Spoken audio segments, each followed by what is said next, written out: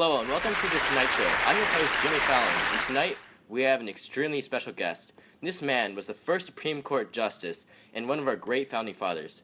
Tonight we welcome Mr. John Jay to The Tonight Show. Hi, Jimmy. Steve, Yeah. you're not John Jay. Yeah.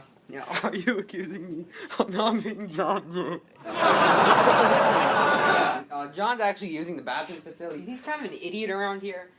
Come on here, John. Don't you call me? Finally, you're here. I'm the founding father. Jay, Fallon. Mr. Jay, welcome to the show. Oh, Mr. Jay. So, it must be really weird for you being in this modern society. Yeah. So, I came back from the dead recently, and there was something strapped to my chest. So, immediately I thought it was a bullet, and then it started talking. That must have been me. I was trying to call you earlier. Oh. Yeah, I heard you're in town in New York City. Oh, so that's why I came here. Oh, yeah, okay. yeah. So, we have a lot to get to tonight. So, can we talk about your political career? How did you start out? So I started out in the First Continental Congress as a conservative representative from New York. Right. So there I was just debating Patrick Henry's opinions that were extremely radical at the time. But then I started becoming more radical as the Constitution was being ratified. Yeah. Okay. Well, we have a clip from the First Continental Congress. Steve, can you roll that clip? Yeah, come on, Carol, man, let's go! Today we convene here on September 1774 to discuss the pressing matters of the Intolerable Acts. Britain's intolerable acts are a violation of our liberties. We should demand the greatest concession from Britain. It's not that far as a violation of our liberties. The intolerable acts are not that bad. We should simply mildly protest and then slowly get our liberties back. Yes, I agree. This situation must not get too saucy. I take no part in this. Give me liberty or give me death. Wow, that was a pretty heated debate you had over there. Yeah, it was. Patrick Henry was just... Yeah. All right, so it's to my belief that you also went to do more at the Second Continental Congress and even become the president in 1778. Yeah, I did. Oh, okay. And let's talk about more of your achievements. You signed the Treaty of Paris, Yeah. you wrote some of the Federalist Papers, and you even were appointed Supreme Court Justice. I know.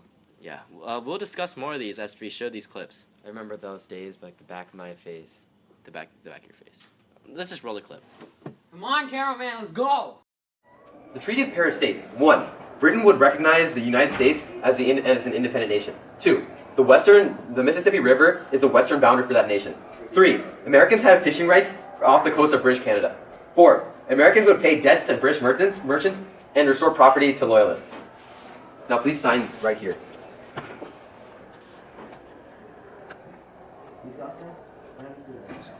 Hello, gentlemen. Madison, Hamilton. I have written 4 Federalist Papers, and they are numbered 2 through 5. I would like you two to look over these. Gentlemen, are these good for publication? Seems so. Yes. Thank you, sir. John Jay, are you done yet? I'm sorry, sir. Someone really needs to invent some toilet paper. It's okay, a man's gotta do what a man's gotta do. Anyway, I was thinking you'd be a good Secretary of State. I'm gonna have to respectfully decline, sir. I don't think I'm suited for that position. You might be better, well suited for the first Supreme Court Justice. I think I would be suited for that position. I am a lawyer, after all, right? Alright. Congratulations, you're the first Supreme Court Justice. Thank you, sir. I think you'll do well. So, about your Federalist Papers. I actually have a quote from your second Federalist paper. okay. It says right here, and I quote, "Nothing is more certain than the indispensable necessity of government, and is equally undeniable that whenever and however it is instituted, the people must cede to it some of their natural rights in order to vest it with requisite powers." This is a very powerful quote. So, can you elaborate a bit more? So basically, what I was trying to accomplish in this was that each person couldn't have the most amount of rights, because then that would lead to the government not being able to control themselves. So if they give up some of those rights, then the government would be able to prosper. Thomas Hobbes and John Locke were examples of this that I took from. Truly inspirational. Thank you. Now we should move on to some of your achievements as Supreme Court Justice. You helped set precedents for judicial review that is even being used today. Oh, really? Yeah. Oh. And another one of your accomplishments as a Supreme Court Justice of the United States was, your negotiations, the Jay Treaty. Oh, yeah. See, the Jay Treaty, basically, George Washington sent me over to stop the impressment of our sailors and the seizing of our ships. Right? Yeah. So I didn't follow his instruction to the letter, but I think I still did a good job. Right, we have more clips of that. Come on, Caroline, you nuthead. I need you to go on a special mission to Britain to negotiate with the British and tell them to stop impressing our sailors and seizing our ships. Your mission, should you choose to accept it. I accept.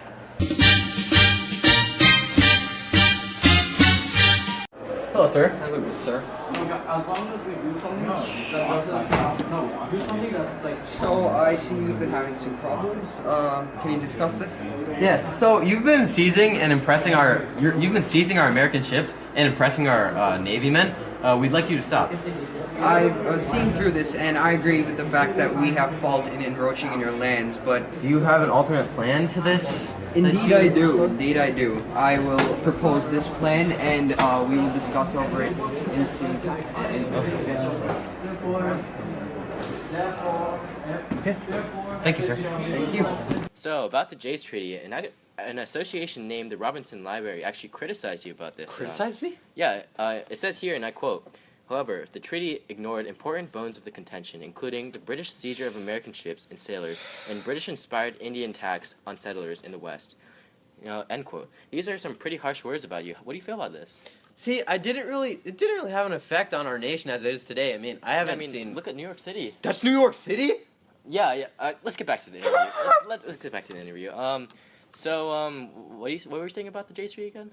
I mean, it didn't really affect us now. I mean, you don't see the British people like seizing our our ships and our soldiers, do we? Right. Yeah. Again, let's recap, and since we're running out of time, let's highlight your political career. Can you recap? So basically, I started off as a conservative person, and then I went into like a radical state when I was writing the Federalist Papers. So Right. I guess I started off like a little more conservative, and then yeah.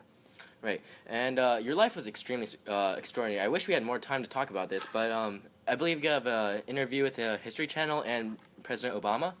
Who's President Obama? Oh, President Obama. He's our first black president of our nation. We have a 3/5 of the person running our nation. Whoa, Mr. J, we can't have racial slurs in this show. I think what's racism? a lot of things have to change. Okay, I think we need to get off. This is sorry. Okay, let's go to commercial break. It's been a pleasure, Mr. J.